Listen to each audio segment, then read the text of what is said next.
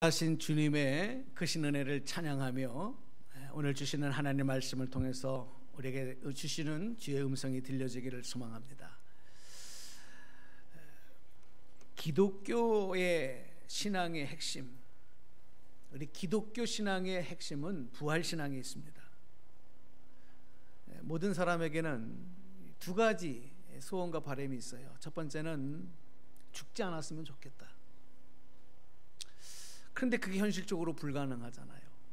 그래서 그 다음으로 생각하는 것이 죽었다가도 다시 살 수는 없을까. 그러나 이 두 가지 모든 바람은 그저 바람일 뿐이지 현실적으로 불가능한, 우리 인간에게 있어서 실존적인 문제인 것입니다. 그런데 우리 기독교는, 성경은 바로 이 영원히 해결되지 않는 이 문제에 대해서 답을 주고 계세요. 성경에 보면 사람이 죽는 것은 하나님의 정하신 섭리라고 기록을 하고 있습니다.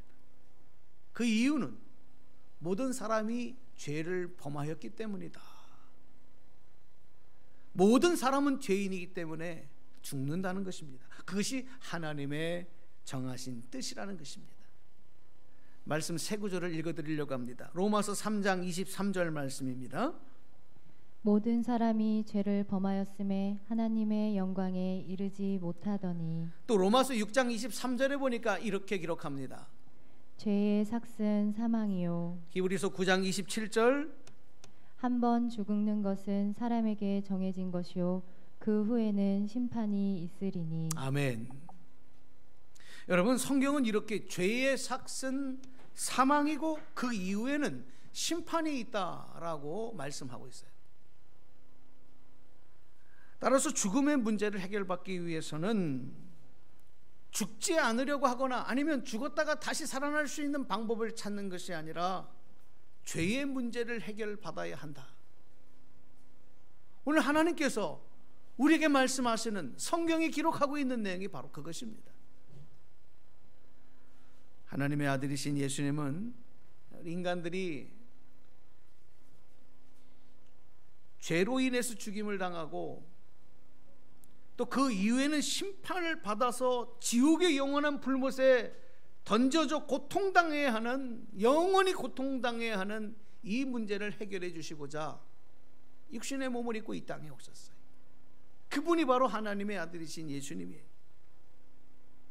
그분은 이 땅에 오셔서 우리의 죄값을 대신 지불하시고 이 죄의 문제를 해결해 주시기 위해서 십자가에서 대속의 대물이 되어 주신 것입니다. 오늘 저와 여러분의 죄의 값을 치러 주신 것입니다. 그 과정이 바로 예수님이 혹독한 고난을 당하시고 십자가에서 고난 가운데 고통 가운데 죽으셨던 일이었습니다. 그래서 예수님의 십자가에서의 고난과 죽으심은 우리 일반 사람들의 죽음과 다른 바로 우리의 죄를 위한 대속의 죽음이셨다는 거죠. 그런데 여러분, 만약에 우리 예수님의 죽으심이 이렇게 십자가에서 죽으신 것으로 모든 것이 끝이 났다고 한다면, 그 이후에 아무 일도 일어나지 않았다고 한다면, 예수님은 그냥 우리의 죄값을 지불만 하시고 죽으셨기 때문에 예수님의 죽으심과 예수님의 죽으심과 일반 사람들의 죽음과 큰 차이를 느낄 수가 없는 거예요. 왜냐하면 일반 사람들도 고통을 당하며 죽어갈 수 있거든요. 남을 위해서 죽을 수가 있거든요. 얼마 전에도 여러분 뉴스를 봤지만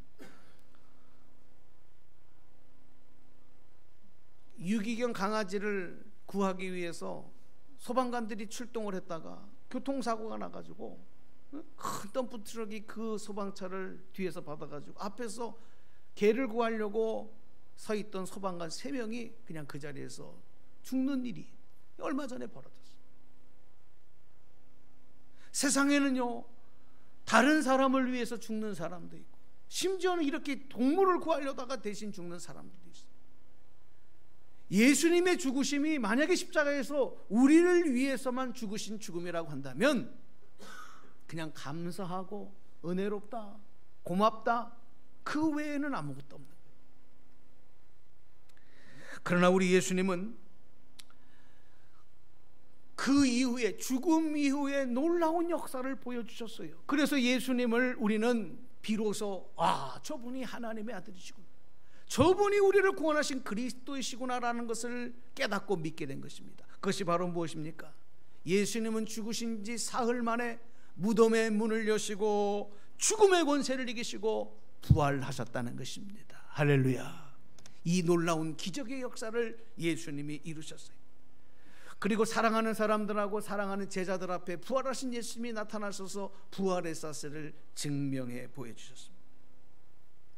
그래서 이제 오늘 저와 여러분이 믿는 예수님은 2000여 년 전에 이 땅에 오신 예수님, 우리를 위해서 십자가에 죽으신 예수님, 하나님의 나라의 복음과 그 말씀을 우리에게 증거주신 예수님도 믿지만, 무엇보다도 우리가 믿는 하나님의 아들로 믿는 예수님은 바로 십자가에서 죽으셔서 사흘 만에 죽음의 권세를 이기시고 부활하신 예수님, 오늘 저와 여러분이 믿는 예수님이 바로 그분이신 줄로 믿습니다.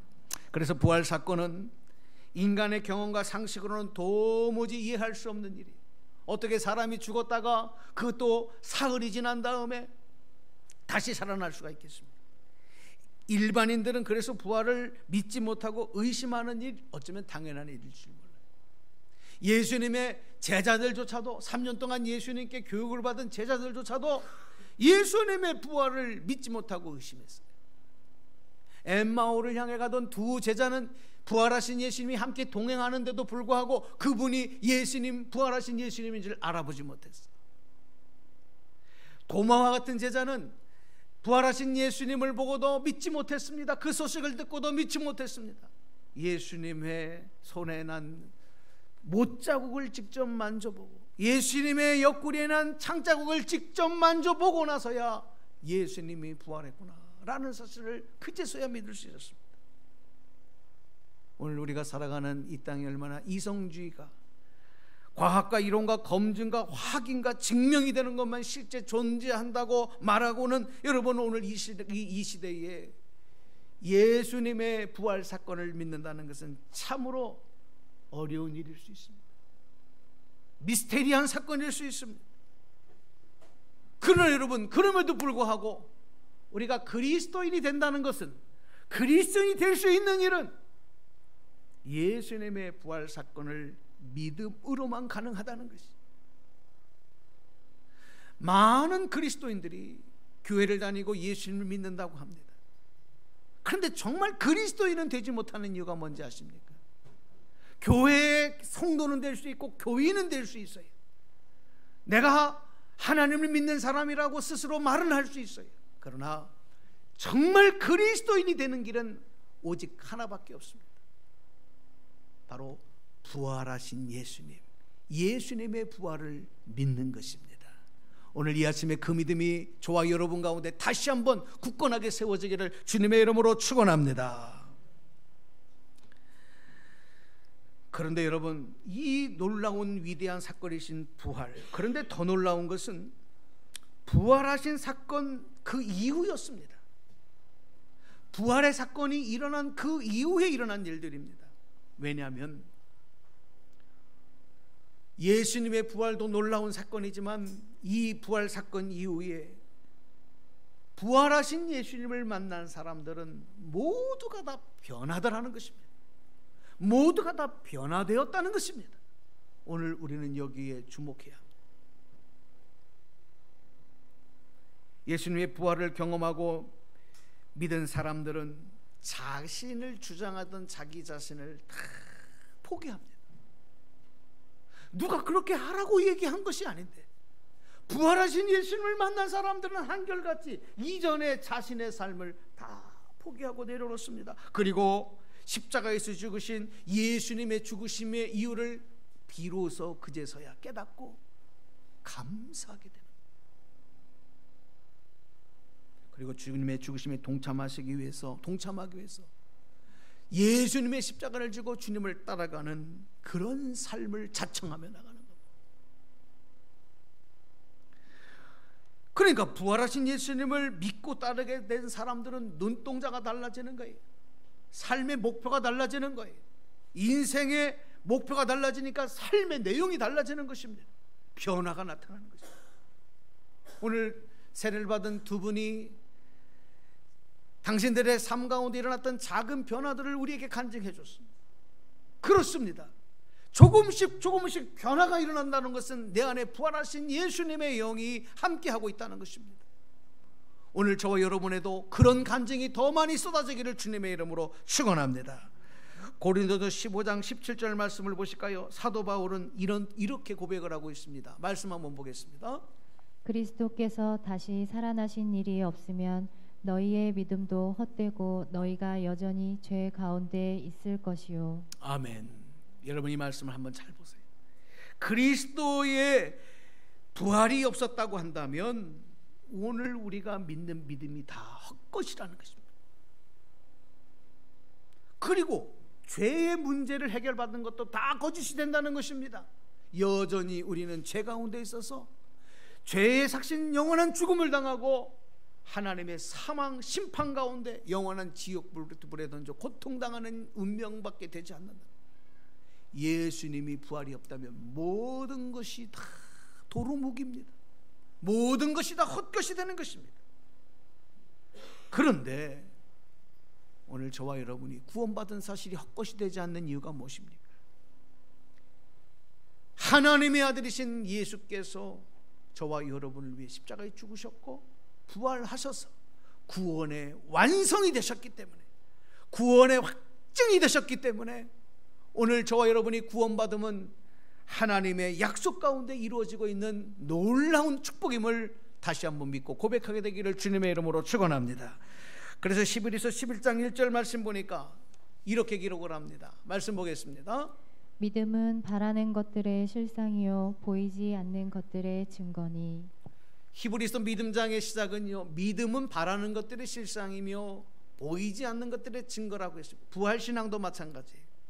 예수님이 부활하신 것에 대한 실상을 믿는 것이기 때문에 부활신앙은 부활신앙으로 무장하고 나면 부활 사건의 증인이 되는 것입니다. 더 이상 육신의 죽음이나 세상 권세의 위협에 두려워하지 않는 것입니다. 여러분, 부활의 사건이 실상이 되어지고 능력이 되어지는 삶에는 주님을 위해서 무엇이든지 할 수 있는 담대함이 생겨요. 과거 사망의 지배에서 해방되고 죄의 노예 생활로부터 자유의 몸이 되었기 때문에 그 영혼은요, 이 땅을 살아가는 동안에 항상 자유함을 누립니다. 어떤 순간에도 감사할 수가 있습니다. 어떤 상황에서도 하나님을 찬양할 수가 있게 되는 것입니다. 바울과 실라 같은 사람은요, 예수님을 전하다가 정말 죽기 직전까지의 매를 맞고 고문을 당하고 팔과 발에 쇠고랑이 채워지고 착고가 채워지고 지하 감옥에 던져졌습니다. 밤새도록 자기의 몸을 찌르는 고통과 아픔이 있었을 것입니다. 그런데 성경 말씀에 보니까 그런 가운데서도 그들은 조금도 두려워하지 않고 조금도 놀라지 아니하고 밤새 하나님을 찬양했다 그랬어요. 참했다 그랬어요. 어떻게 이런 일이 있을 수가 있겠습니까? 바로 부활의 신앙으로 그들은 담대했기 때문에. 여러분, 살아가는 동안에 힘들고 어려운 일이 많으시지요. 육체의 약함이 있으시지요. 인간관계의 문제에 어려움을 당하지요. 물질적으로 어려움을 당하지요. 여러 가지 악한 사단의 시험으로 우리가 힘들리고 어려움을 당할 때가 있죠. 그러나 여러분, 부활신앙으로 무장한 사람들은 그 부활의 능력으로 능히 이겨낼 수 있는 담대함으로 무장하시기를 주님의 이름으로 축원합니다. 모든 악한 질병이 예수의 이름으로 떠나갈지어다. 모든 사단의 유혹이 예수의 이름으로 떠나갈지어다. 부활의 능력이 바로 우리를 그렇게 만드는 것입니다. 우리 초대교회 성도들은 얼마나 예수님 믿는다는 것 때문에 갖은 핍박을 당하고 받은 고문을 당하고 죽임을 당했는지 몰라요. 세계사를 공부해 보십시오. 기독교 역사를 공부해 보십시오.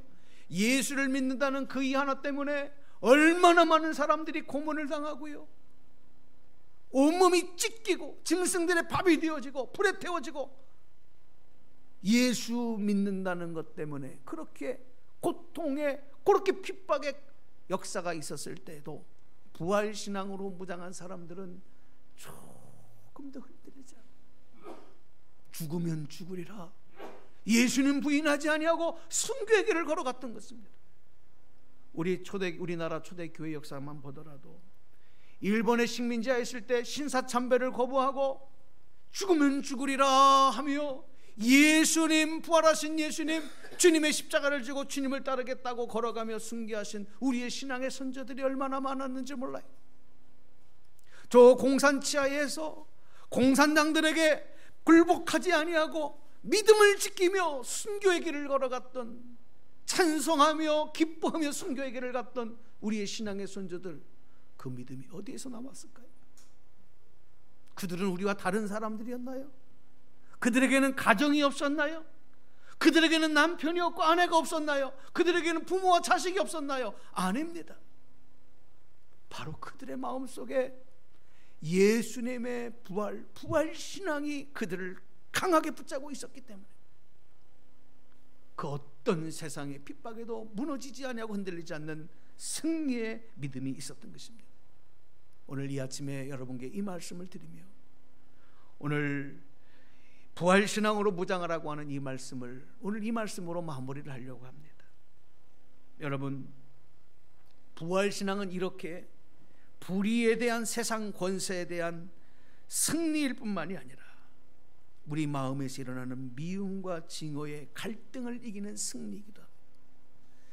예수님은 당신을 십자가에 못 박았던 로마 제국, 불의의 법정들, 그리고 자기를 채찍질하고 자기의 손에 못을 받고 자기의 옷을 벗기고 조롱하던 로마의 군병들을 보시며, 그들은 자기들의 승리자인들로 착각을 하고 비웃고 그렇게 했지만, 예수님은 그들을 미워하지 않고 증오하지 아니하고 오히려 그들을 위해서, 아버지여, 저들은 저들의 죄를 모릅니다, 저들을 용서해달라고 기도하셨어요. 마음에서 일어나는 미움과 증오와 갈등을 이기는 승리의 역사가 우리 부활하신 예수님을 통하여 오늘 우리에게 전달되고 있는 것입니다. 당시의 유대교의 제사장들과 장로들과 바리새인들과 서기관들도 예수님을 십자가에 못 박아 죽이고 자기들이 승리한 줄 알았습니다.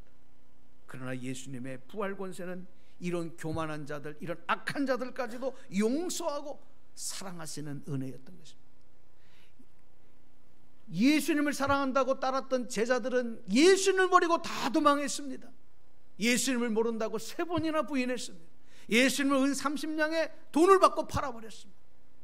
그렇게 배신했던 제자들도 예수님은 그 마음에 일어나는 미움과 증오가 사랑으로 바뀌었어요. 베드로를 찾아가서 정말 네가 나를 사랑하느냐? 정말 네가 나를 사랑하느냐? 사랑을 확인하는 질문하시고, 예수님을 떠나서 밤새 고기 잡다가 지친 그 제자들을 찾아가셔서 부활하신 예수님은 아침 조반을 차려주시며 와서 먹으라. 여러분, 부활하신 예수님의 능력은 미움과 증오의 갈등을 이기는 승리였음을 다시 한번 확인합니다. 오늘 말씀을 마치면서 부활의 신앙으로 무장한 여러분들이요, 세상의 어떤 위협에도, 우리를 약하게 만드는 어떤 약함에도, 어떤 시험에도 흔들리지 말고 승리하는 하나님의 자녀들이 되시기를 주님의 이름으로 축원합니다. 또 우리 마음속에 순간순간 일어나는 미움과 갈등들이 있습니다. 그것을 사랑으로 완성시켜 나가는 승리의 역사, 부활신앙으로 무장하는 우리 귀한 하나님의 자녀된 여러분들, 나가서 부활의 증거자가 되시고 하나님의 기쁨이 되어지는 축복이 있기를 주님의 이름으로 축원합니다. 축원합니다. 기도하겠습니다. 하나님 감사합니다.